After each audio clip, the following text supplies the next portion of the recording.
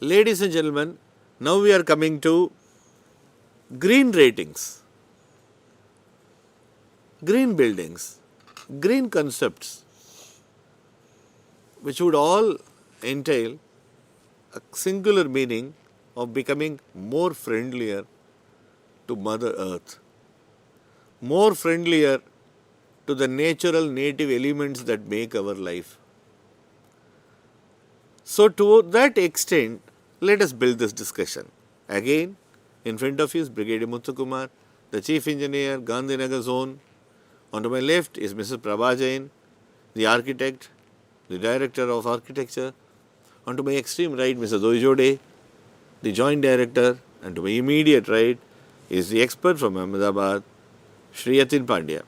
Now, let me look at it. There are IGBC green township rating systems, Griha guidelines for green large area developments. You've got the energy conservation building code, the number of parameters available to check yourself. So what happens is that you know that you're becoming more green friendly, but then you need somebody to certify, correctly quantify so that it is adaptable, repeatable, and in the overall reckoning, something which can be done with some level of certainty.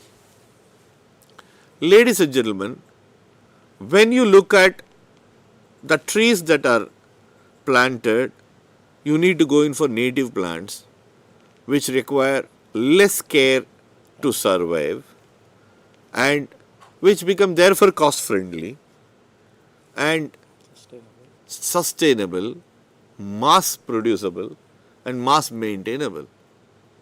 Now further, you need lung spaces, again with a similar fundamental of a sustainable type of species which can easily multiply. You can have a little nursery to recoup, to ensure that the green patch remains green and not intermittently bald. Now imagine what is shown on the slide in front of you, a house with greenery on every floor, perfectly possible, and possible with proper drainage systems. You do not make a swimming pool kind of a specification for each terrace. If you need to have a little green patch, you don't need to create a water holding body. All that you need is a proper slope, proper bed and proper surface drainage, which all takes it to one downtake pipe and takes it down and uses it for resuscitation. Further, we create a climatic control to our own desires content by using small little techniques. Some people use passive downdraft evaporative cooling systems. Now what happens is that they spray a fine mist of water at a height, resulting in a cooling of air. The heavy air flows down, and the heavy air flows down by gravity to dining halls and where people are eating, etc. In the house of MG, you will be finding that that is being used. Mist. And that also goes down to the people who are sitting down. In the same house of MG, when you climb on top and go, you are finding a terrace. In Gujarati, it is termed something. Agashe, which means the terrace. So again, when you find and you sit there, you are finding an infinity terrace. We speak about an infinity pool.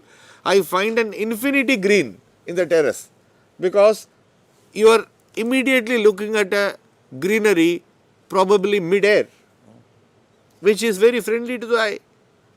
Ladies and gentlemen, for all this, all that you need is design sensitivity. Design sensitivity and a desire to implement the same. So, Mr. Yatin Pandya, there are places where you have attempted to make it green without affecting the functionality of the building. Can you give me an immediate example? Yeah, I think one smart way to do it is, which serves many purposes, is like even we've done one in a 7-story mixed use. The top one is a penthouse, the lower one are offices, and likewise the last one is a showroom, where, you know, legally you get 2 feet of encroachment or kind of a weather shade or a kind of a extension of a building even in a margin, which doesn't get counted in the FAR or FSI. Now that 2 feet, you turn it into a kind of a sort of a channel in which you can plant, including something like champa tree. So that one nowadays with a coco pit and kind of a light material, you can nourish that plant. So that doesn't consume any space. It is external to the edges. It becomes a weather shade below that projection and protrusion, which is legally allowed. And the plants that come in can fact protect indoors, and if you keep the window open, these are the kind of plants which even purify the air. For example, erica palm, for example, mother's tongue, for example, money plant, and many such kind of plants which are even possible to do indoors, but they filter the air and even help cleaning the air. So air cleaning, microclimate for cooling the air which comes within, nice greenery around that you're surrounded even on the top floor, as well as taking the advantage of that projection which in fact even protects the opening below. So it's a multi-use strategy which can be used in every floor even of a tall building. So this is also without taking any extra land and extra Thank you, extra Mr. effort. Pandya. Madam, I wanted to ask you, Mrs. Prabha, sometimes you harvest water. Many times you harvest, but sometimes you truly harvest. When you harvest water, you can harvest flood water, you can harvest overflow water, you can harvest water from catchment areas during a rain, you can harvest direct rainwater, you can harvest wastewater, so you can harvest overused overflow water. So now, which is not necessarily a wastewater, which is an occasional overflow. So, Mrs. Prabha, such harvested and collected water can be used for many requirements. Can you throw some light? So yes, definitely. Such harvested water, like we already spoke in the previous session, like how our root zone system and the various systems through which we really purify these waters. Depending on to the level of their purification, these waters can be put to use. The water that comes out of the root zone, as already brought out by Architect Pandya, can be used for irrigation and a dual flushing system in which it is used for flushing in the washrooms. So other than that, these waters can be used even for as a sprinkler system, that saves water, So car washing, yes, that and various same other things. water can be stored, interconnected. So nowadays, what has happened in cities, ladies and gentlemen, it has become a must. Such storages will be existing. Suddenly you would have seen somewhere that there was a car parked and suddenly it vanished because there was a water tank below and it gave way. Necessarily such pieces need not give way. It can be constructed well and maintained well, and you can mark there that there is a container below, and the car need not be exactly sitting on top of it. It can be on a little side, so that there is always a methodology to work through for risk mitigation. You need not only say that the risk should be avoided. Risk will be there in a few places. You need to mitigate it. Now, coming to the most difficult part is a unifying vision of the architect, that he prevails finally with the pulling and contradicting demands of the designer, of the user, of the project protagonist, of the project finance man. So everyone has got conflicting desires and conflicting demands born out of those desires, because that is the aim that they have been given to achieve. So at such times, the master plan gets tested heavily over. And sir, somewhere you would have had such experience that when you simply wanted to hang a few ferns to give a green curtain and a facade, somebody would have come up with a multiple number of reasons as to why that alone can't be done in the entire vision. Can you throw some example? Yeah, no, that's got to be a dialogue, and as we talked earlier, a participatory thing where you put down the advantages and pros and cons. So as long as you are able to meet with functional and economic criteria of the client or the proposer, I think then you have a liberty to do it. For example, we want to use X material, then as long as it fits within these two criteria, people would have less objections to that. So therefore, it needs to be integrated in a way that it is not an esoteric decision of a designer just because I like it kind, but because it has more than three advantages, then it performs, then it doesn't become hindrance to other kind of demands, etc. So likewise here, that because of vertical greening, that it in fact adds to the advantages then a problem. Same way whether it's a space allocation, same way whether it is a kind of choice of strategy, like everything does not have to depend on only one answer. I'll give you two examples. One, when we're talking about water, it's a very naive thumb rule that if by the Indian standard 135 liter per day per person is the kind of demand sort of a norm, if you break it down into one third, one third, one third, the purest water you need is for drinking and cooking. Now that could be directly got with very minimal treatment from the rainwater, so that your storage capacities are not much higher. Secondly, the next best is what you bathe and what you use for washing. Now if you have a percolating well, you are actually bringing all that water back to Mother Earth, but Mother Earth becomes the reservoir, so you don't have to spend on any of those construction, and that you can mine for daily needs, etc. And the third is one third, which is a treated water from bathroom and such kind of wash area waste, which you can treat and bring back for irrigation, etc. So if you roughly consider 45 45 45 kind of a demand, your design storage is limited only to the thing, and that can be directly got from this. Same way about the kind of functions and spaces, they could be multiply used, so you don't have to overbuild. Say for example, checkered board and our traditional courtyard is a nice feature where even the outdoor lot of activities can be taken up. Take this one. So Thank you yeah. very much. Ladies and gentlemen, occasionally you look at newer add-ons like say confined masonry. Confined masonry, when you look at it plainly, it has a superior performance during earthquakes, strong, and has got a lower cost compared to using RC frames for similar buildings. Whereas, when you go in for it, the technology will used, like in unreinforced masonry construction, you will need separate sequences and systems and number of bricks and, you know. So now when you look at a brick, you will minimum need 9 MPa of a strength of a brick or some, you cannot have bricks from anywhere and everywhere. As responsible builders, we would want a few standards to be met. So occasionally, to avoid carbon footprint, to avoid quality issues, people have started even making a brick plant within the site. Now when you make a brick plant in the site, exactly, I'll take your mind, to the number 2 session, where we can create a beautiful ecosystem within the whole place, from where the earth has been taken and how it has been used. So it can create a landscape, a little water body, a little sit out. So number of things can be done. Management of resource. So when you look at the whole energy efficiency, you have to look at the totalitarian energy efficiency in the building construction.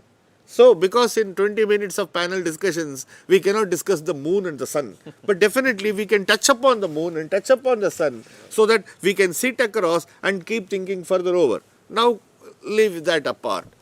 Coming to service corridors for running of pipelines and services, let us say university campus. In a university campus, you will have to use kilometers of electrical wiring, optical fiber, pipelines. Now if you are going to dig a tunnel for each, that is going to be a criminal waste of land, access, control and maintainability. So how can it be better than Mr. Pandya, you will agree that you can go for large, singular, initially planned, sufficiently spaced trenches where you can lay layer by layer with proper annotation, that how you need to go down and access. Onto the trench, you leave one space on the end, where you have a visual inspection and a mechanical inspection, so that you are able to go reach exactly the place where you need to reach. Rather than simply, our philosophy is, we need a sand cushion, put a sand cushion. We need a pipe on top, put it. Again bury it in sand, now you will have to keep looking everywhere in the sand as to where the pipe is. Whereas that can be very nicely annotated. And you can have bars which are inserted, where exactly you can say that at this number, at this number, at this number, you are going to find so and so lines. And sometimes you can use ducts, sometimes you can use conduits. So The same thing can be used in a manner in which you can have it covered with drain covers which lend itself to both aesthetics and functionality like a pedestrian path, and create a schema which can be used for walking as well as which can be used for repairing. Some point on this, Mr. No, Paul. definitely true. This can be earmarked right from the beginning. So first of all, you have a very efficient path. You don't have to crisscross any wrong thing. So based on the logic of those infrastructural conduits, they can be minimized and put. And over that, so when it's designed in a way that you can operate, you can inspect, and you can even repair without any interference to functioning aspects. So walkways are one of the most desirable sort of thing. So that gives also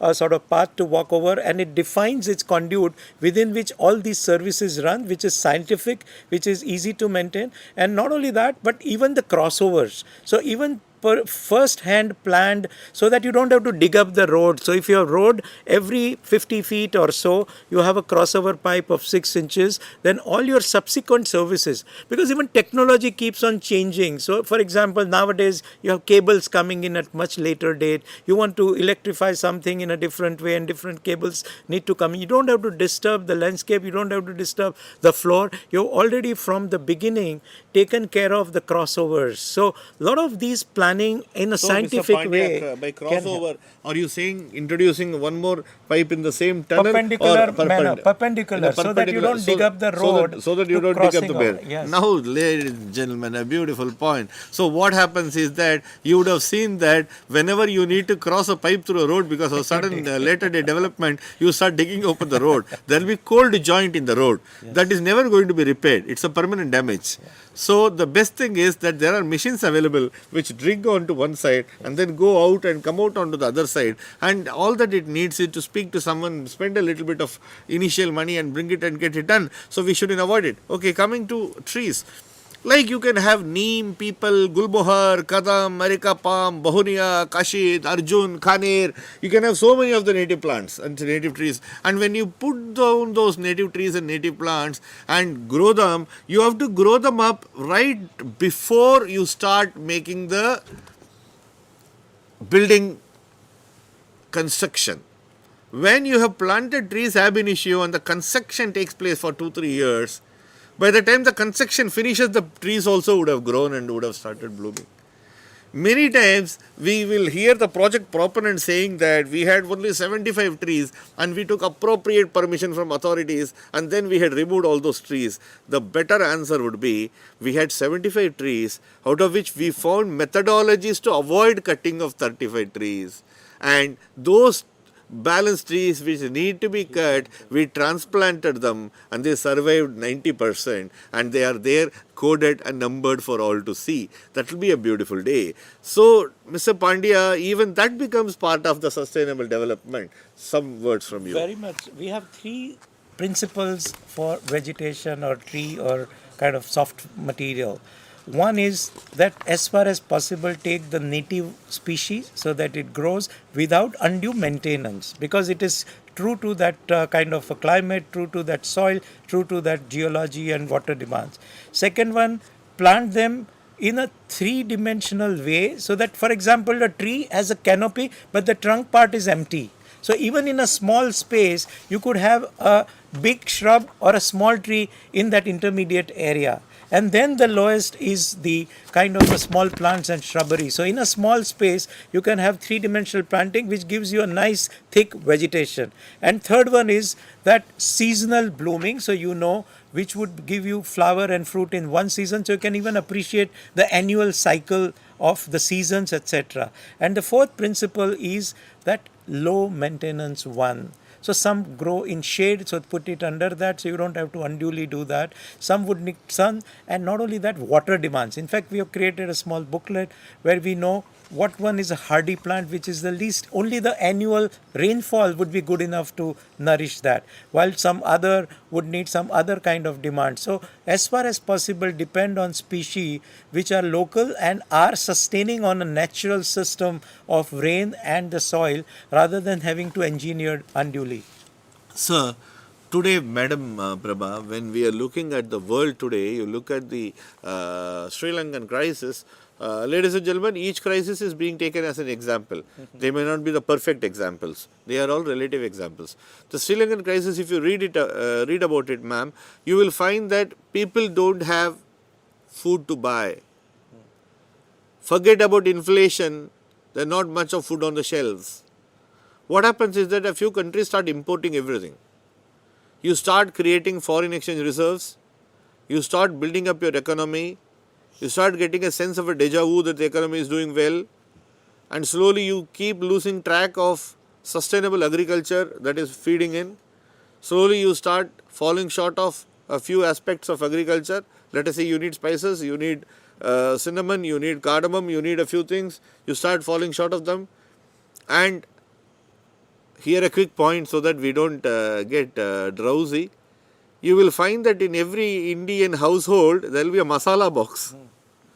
In which there will be one bottle for haldi and one bottle for sesame seeds and one bottle for fenugreek and one. So you will have all of them and they will throw some amount of it, otherwise no food is made.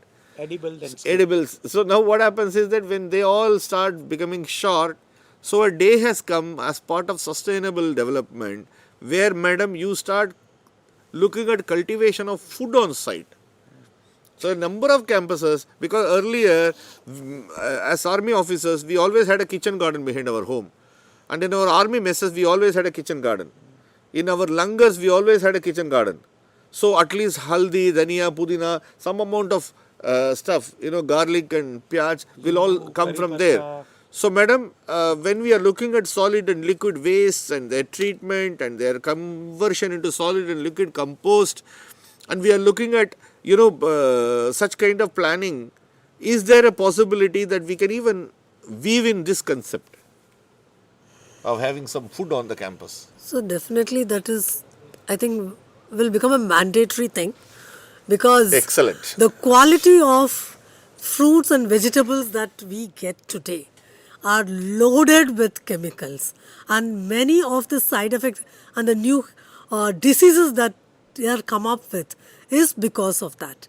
So it's already become a trend in places like Mumbai, even if it is a high-rise building, even on the terraces, to have their own gardens in the walls, as Sir brought out, to have those greenery leaves just to pluck them and cook them in their food. So they are really grown out of naturally and does not contain any of the pesticides or any chemicals within them. So it is not a necessity like we are going to go back to our days where we had our own gardens, where we grew everything. I still remember nostalgic memory, like my mother telling me, thoda sa dhania leke aana piche se, thoda sa kadi patta leke aana. So we had all these plants just in our own garden. So that day is not too far, because we do not get chemical-free vegetables anymore. So that is the reality. Very well brought out. So now what will happen is, therefore, when we are creating the circuit of waste management, you also have to create green pockets for growing home-friendly food. And you have to use nowadays the building design to reduce heat gain, which you had brought out, about building orientation, about materials, about placement of windows, about shafts, etc. Biogas plants have also become a big time necessity. Mr. Doijode, your take. Yes, sir. Where all can they be brought in, biogas plants? So wherever there is a occasion where we can Green waste. green based occasion we can use. Also, I would like to interpret one thing. Ki nowadays the concern for medicinal plant are also cropping up. Many kitchen, apart from many kitchen gardens, there is a necessity of medicinal plants also, which is a necessity. Beautiful. In Beautiful. today's Thank you, planning. Mr. Doijode. So we Yes. will take this up. Yes. So in the few campuses that even I have been part of, I have been a vocal proponent of growing cancer curing or cancer alleviating or cancer mitigating or cancer soothing plants. There are many of them. There are plants which are at least not carcinogenic. There are plants which are good for producing more amounts of oxygen. There are plants that lend themselves as immediate cure by boiling and having as forms of tea. Yes, there are plants which are much worshipped and used everywhere like tulsi, which can immediately give solace to a number of ailments. So now what happens is that it's a beautiful thought to give space and shape for those plants to become part of the ecosystem. A sewage plant, like you said, which uses anaerobic reactors to digest sewage solids and root zone treatment system, etc., is going to be very useful for even horticulture. Even biodegradable material where there is maximum. So talking of those applications of biodigesters, etc. For example, canteen, leftover food, any chilkas of vegetables. So that's what I was so trying many to people mention. throwing Yeah. waste, but one place it is to be used. Otherwise That's the what most will- efficient yes, way of otherwise using what it. will happen, ladies and gentlemen, stray dogs will come there. Yes. You will be not able to dispose that green waste. Instead, all that you need is, you need a chute Yeah. where you are able to put that green waste and it immediately takes it to the digester. Solar water heaters for all the residences with dual control, that if the solar water doesn't function, you are able to. Solar panels to generate power, rainwater harvesting, storage in jal mandaps of the rainwater, widespread recycling of materials within the campus. All apart, we can even have an organic farm on site in multiple continuance of our little discussion, which can be celebratorily placed, Yes. where everybody's eye will be there and it will become a pride of the society. And even to nourish this bio gardens or whatever we say, the same waste comes in handy. Actually, the leaves of the tree, they are full of nutrients. So you just have to mulch it. collect them and Exactly. put them there. Then vermiculture. Yes. So all your organic waste gets decomposed and that becomes a fertilizer. Beautiful. So it's also the nutrient right there out of the waste that you otherwise throw away. So, well, very much while doing the site plan, site survey, and the site allocation as to how we are going to develop, all these things should become a part and parcel of the very beginning. And ladies and gentlemen, you should calculate lights as per lumen. Yes. You cannot have dime a dozen lights because it fits into the whole schema, because it is more symmetrical, because it gives a more beautiful. So an architect cannot simply space out that there can be so many lights. He also has to become scientific in modern day to look at lux. the exact lux, the values that is going to be needed. And number two is that whether it is a DG set or whether it is a lift or whether it is anything, there are green ratings and energy ratings everywhere. So if we go for correct ratings, we are going to become very benefited. Wall to window ratio can be worked upon. 23%. is So if you recommended. have more windows, if you have more open spaces, and if you have cross ventilation, it is going to be helpful. In a termite infested area, it would be unwise to use wood based products. So you must use UPVC, you must use products which are going to offset that little problem. In places where you have got problems of a unique nature, let us say there will be places there are sudden windstorms. In those places, having more glass facades and having more glass based architecture is not going to be of use. So instead, in those places you can have wind tunnels. You can have places, you can actually make maximal use out of the same. So ladies and gentlemen, when you look at all this, what comes to our mind is correct, optimal, judicious usage of what we have with all the brains that we have. Thank you very much.